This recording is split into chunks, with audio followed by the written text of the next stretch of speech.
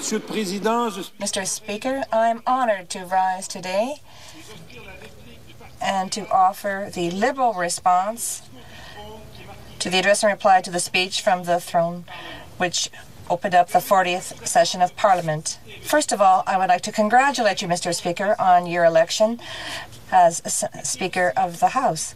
I'd also like to congratulate all of the members for being elected to this Parliament. Setting aside our partisan activities, we are all called upon to represent our citizens in this House, to serve them, and this is an honor. I am grateful to the people of Saint Laurent for giving me once again their confidence. Canadians have decided to elect another minority government, the third in 3 consecutive elections. Once again, the government has the obligation to work with the opposition in order for this Parliament to run smoothly. The Liberal Party is going through a period of renewal in the country, but we are still going to be a responsible official opposition in a minority parliament. Yes, we will be responsible. We will focus our efforts to ensure that this Parliament works for the good of all Canadians in this period of economic uncertainty. Unfortunately, the NDP and the Bloc are quick to play politics and threaten to talk about other elections a few weeks after Canadians have already voted. This would be totally irresponsible. Canadians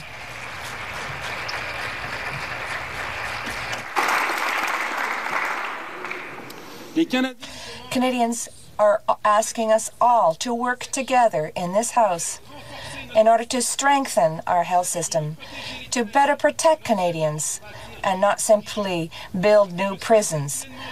We have to use our economic potential in order to fight climate change and have a healthier environment. Does not need our government-written manuals for committee chairs instructing them how to disrupt the work of vital parliamentary committees. Hear, hear. Hear, hear. What this Parliament does not need is a government that attempts to manufacture confidence votes on bills that simply are not matters of confidence. Hear, hear.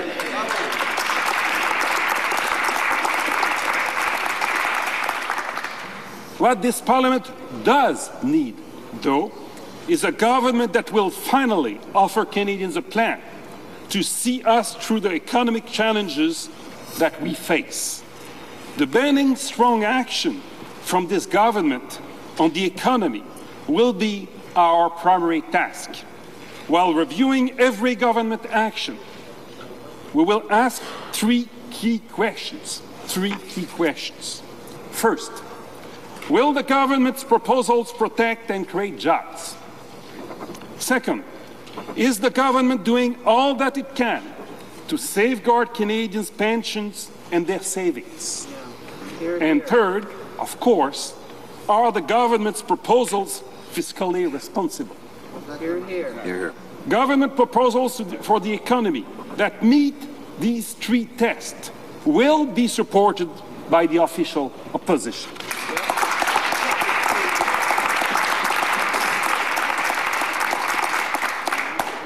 It is high time that the government actually unveiled the plan that will protect jobs, that will safeguard Canadians' pensions and savings. And it is high time that this government showed an ounce of fiscal responsibility. Hear, hear. While there is no doubt that the global economic downturn has had a significant impact on Canada, that impact has been made worse by this government's previous economic mismanagement. Our economic downturn did not start last month. It started nearly a year ago, as Canada had the worst performing economy in the G8 for the first half of 2008. In fact, our economy has actually shrunk so far this year, our worst economic growth since 1991. Not good enough. And our country's labor productivity is falling further and further behind the United States. Our productivity has fallen for 9 months straight, something that Canada has not seen since 1990. Mulroney.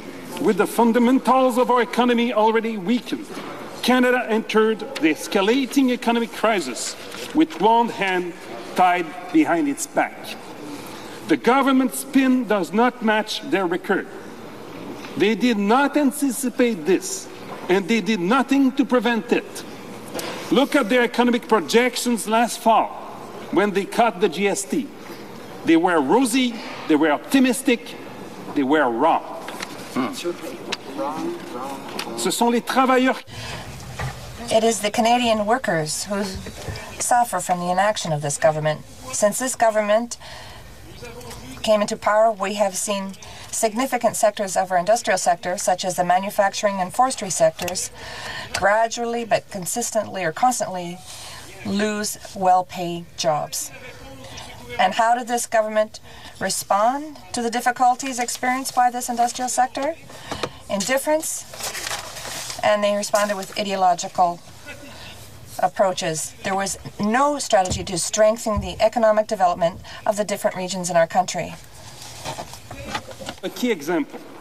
The government refused to invest in the auto sector, saying it would not pick winners and losers. Well, that was until they knew an election was only a few days away. And then they changed their mind. Now the finance minister is changing his mind again, saying that he is talking to people on the street who are telling him not to invest in the auto sector. As the government wrestles with its indecision, our economy continues to struggle and Canadian workers are losing their jobs. At present, with no clear proposals, the government is simply unable to answer the question, what will you do to give Canadians confidence in their jobs? And, Mr. Speaker, it is clear that the government has more work to do to protect Canadian savings and their pensions. I can say though that I am pleased that the Prime Minister is expressing a new willingness to work with the G20. When this organization was proposed by the previous Liberal government, in fact championed by Paul Martin, the current Prime Minister called it a weak nation strategy. He was wrong then. And he would still be wrong not to take full advantage of the G20, this good Canadian idea, this Canadian success story. Hear, hear.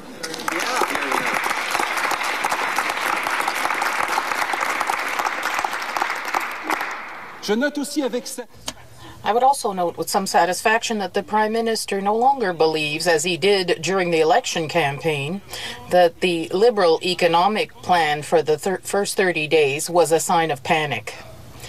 Indeed, on this side of the House, we're pleased that the government has adopted our proposal to accelerate infrastructure spending that's already in the budget, to meet with economists in the private sector, to present an economic statement rapidly, and finally, after 2 years' delay, meet the First Ministers in order to coordinate economic strategies for our federation. Unfortunately, the Prime Minister showed up to that First Minister's meeting with nothing besides a new cap on equalization payments in a desperate attempt to get his flailing budget under control. And by effectively renouncing his equalization formula as unsustainable, he is renouncing the centerpiece of his 2007 budget. A budget that will go down in history as one of Canada's greatest missed opportunities.